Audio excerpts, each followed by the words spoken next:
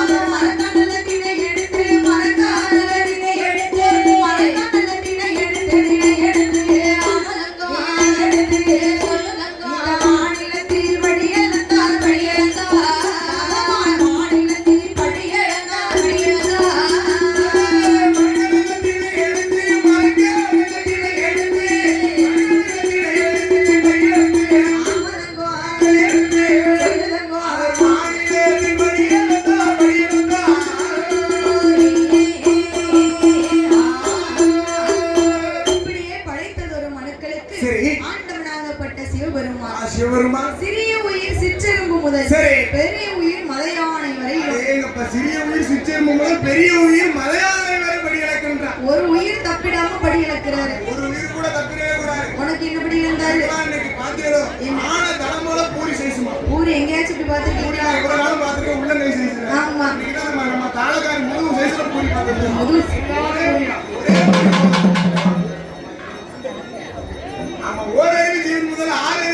படி இழக்கின்றார் அல்லவா? ஆமா. சரி. இப்படி தினந்தோறும் படியிலிருந்து வரக்கூடிய வேளையிலே ஒரு நாளைய தினத்தில் என்னம்மா ஆதிசக்தியான பார்வதா தேவியானவள் ஆண்டவனை அழைத்து என்ன கேட்கிறாள் தெரியுமா?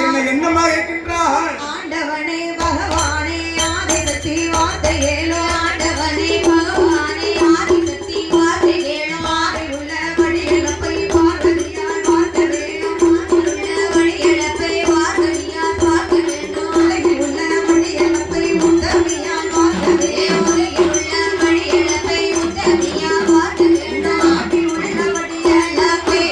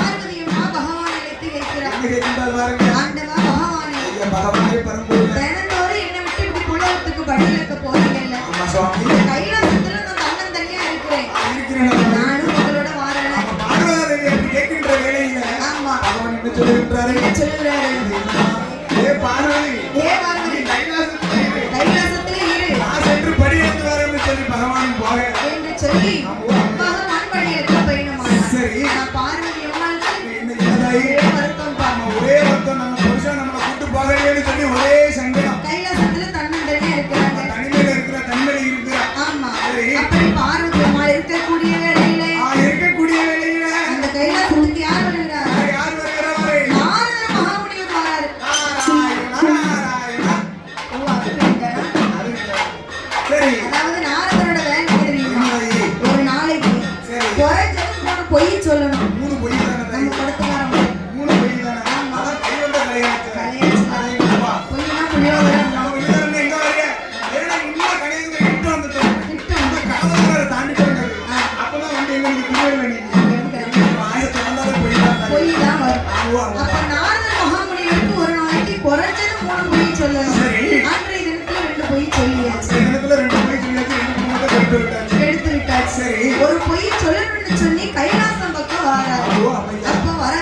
வேளையில வரக்கூடிய வேளையில நாரதர் மகாமுனிவர் பார்வதி அழைத்து என்ன கேட்கிறார் தெரியுமா? என்னமா கேட்கின்றா? ஏ அம்மா பார்வதி, பார்வதா தேவியா என்னைக்கும் சிரிச்ச முகம் சீரியஸா இருக்கீங்களே. ஆ, இன்னைக்கு அம்மா இப்படி அமைதியா இருக்கு. உம்முன்னு மூஞ்ச வச்சுக்கிட்டு இருக்கீங்களே, என்ன காரணம்? அமைதிக்கு காரணம் என்ன பார்வதா தேவியா? என்ன காரணம்? சரி ஏ அப்பா நாரதா, என்ன பகவானோ படி எடுக்க போயிருக்காரு. சரி. நான் இந்த கைலாசத்துல இருக்கேன். அம்மா பார்வதா தேவியா? என்ன? நீங்களும் பகவான் கூட போக வேண்டியதானே? நானும் ஆறேன்னு கேட்டிருந்தேன். சரி. பகவான் என்ன வேண்டாம்னு சொல்லிட்டேன். என்ன? பகவான் படிதான் அளக்காரா? சரி, இதெல்லாம் புறவேத்துல எனக்கு வேண்டாம்னு சொல்லியிருக்காரு. சரி. அப்ப படி எடுக்க போனாரா இதெல்லாம் பட்டினியா போட்டு வாராரா? அப்படின்னு ஒரு சந்தேகத்தை உண்டு பண்ணிட்டு இருக்காரு. சரி. அப்போ பார்வதியம்மா சந்தேகத்தோடு